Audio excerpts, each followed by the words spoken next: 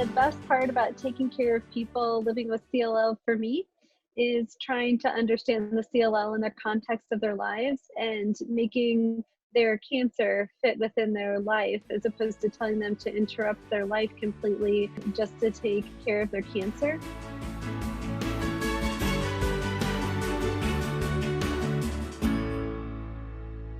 Chronic lymphocytic leukemia, or CLL, is a cancer of a type of white blood cell called B lymphocytes. So, B lymphocytes are an immune system cell, and like most immune system cells, they live in the body, in the blood, in the lymph nodes, and they live in various organs like the spleen. So, in CLL, these B lymphocytes become abnormal or cancerous lymphocytes. For many people, you don't have to do anything about it right away.